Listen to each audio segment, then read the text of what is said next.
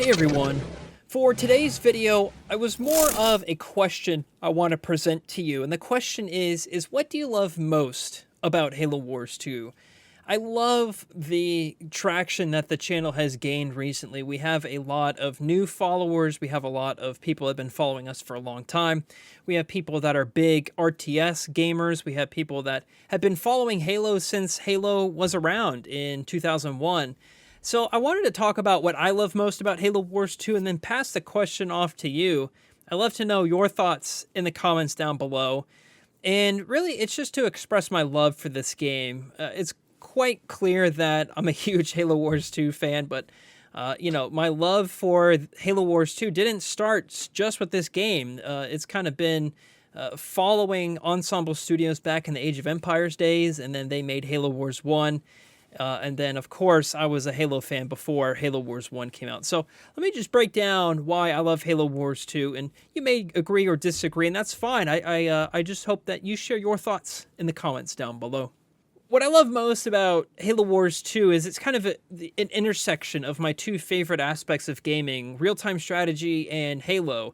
It was kind of almost like this dream idea where if you take an IP that you really love, you're like, oh, I really wish that this game that I love would merge with this other genre and see what happens. And it's kind of happened a few times over the course of gaming. The other recent thing that comes to mind, the gaming entry, is Gears Tactics. That's another example of a game that intersects with a different form or a different genre.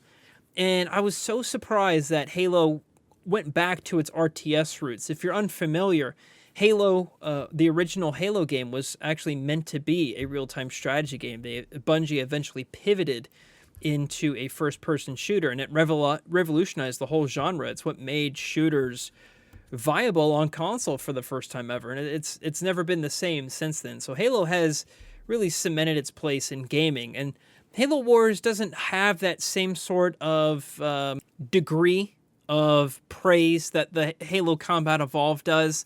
But I don't think that means that Halo Wars 1 or Halo Wars 2 is a bad game. I actually think they're both fantastic games.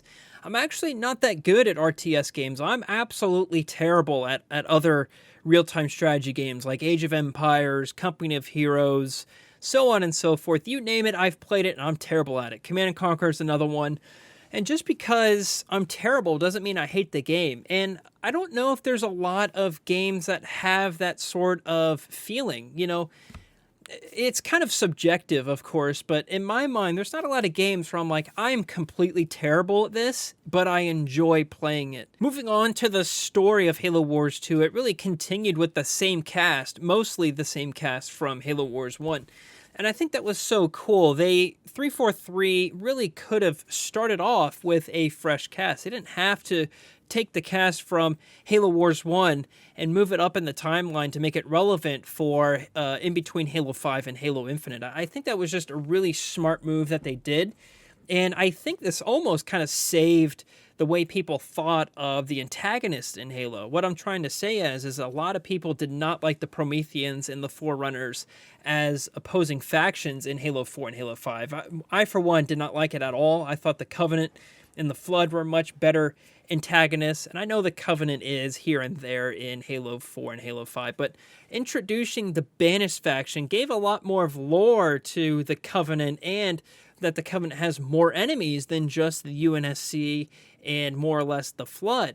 I think that's just so cool that they took the same cast from Halo Wars 1 and brought them forward, a new challenge for Captain Cutter and the Spirit of Fire. It's almost like taking a nostalgic sitcom, that you used to love when you were younger, and then they created a new show and they brought all those people back. That's kind of the feeling I had when we learned that the cast would continue in Halo Wars 2.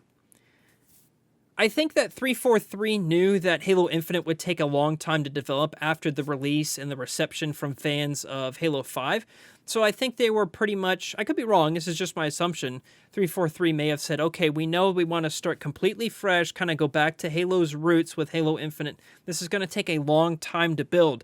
Going 5 or 6 years in between Halo games is not acceptable. So let's introduce something that'll be kind of like a holdover title, I guess, some sort of title that release in between the two, and also be a good prequel title to Halo Infinite. And we know now that the Banished are one of the antagonist factions, one of the enemy factions in Halo Infinite.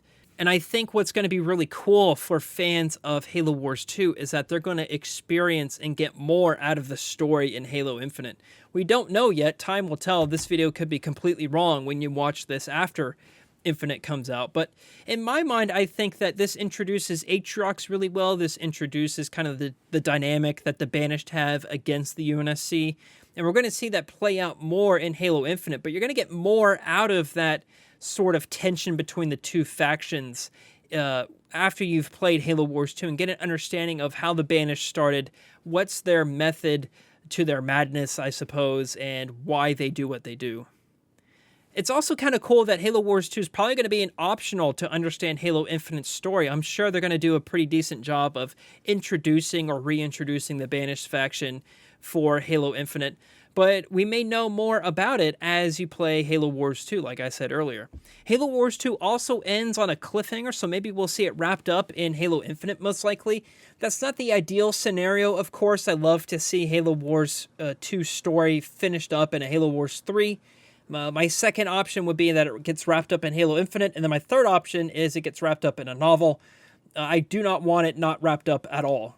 What I mean is they never kind of return to it, and they kind of just leave the cliffhanger as it is. I really do think that since we know that the Banished are connected from both Halo Wars 2 and Halo Infinite, I would be willing to bet money that we will see some sort of wrap-up in Halo Wars 2 story in Halo Infinite. And I'm going to throw out some spoilers here. This is now the spoiler zone. If you've not played Halo Wars 2 story, I'm going to spoil bits and pieces of it here for you. So you've been warned. You're going to see Master Chief and Jerome team up in Halo Infinite. That's a prediction I have. Be a really cool way to link the two series, I guess, of Halo. You're going to see Captain Cutter in the Spirit of Fire join up with Commander Lasky and the UNSC Infinity. You're going to see some really cool space battles happening between the two ships and the two captains kind of collaborating on some sort of attack. And then we're going to see Anders discover some secret about the Guardians that's helpful to humanity and how to stop Cortana and maybe even how to stop the Banished.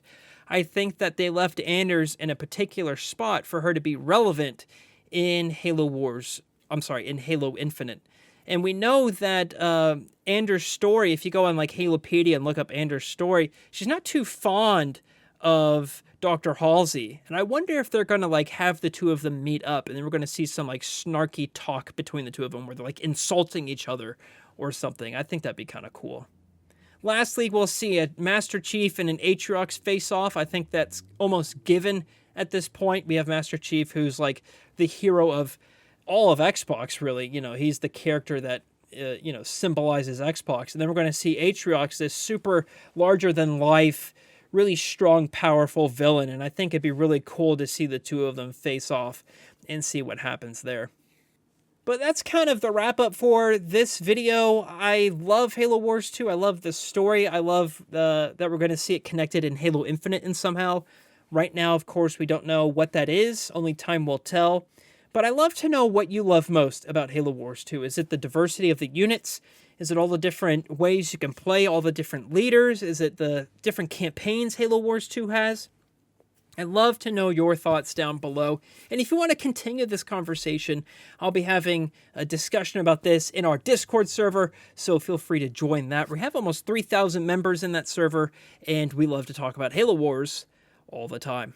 That's going to do it for me. Thank you so much for watching. If you're interested in the regular Halo Wars 2 multiplayer videos, there's a playlist for that. And our Super Turtle series, where we have games last sometimes upwards of 4.5 hours. If you want to see that, spend your whole afternoon, there is a playlist for that as well. Okay, that does it for me. Thank you so much for watching.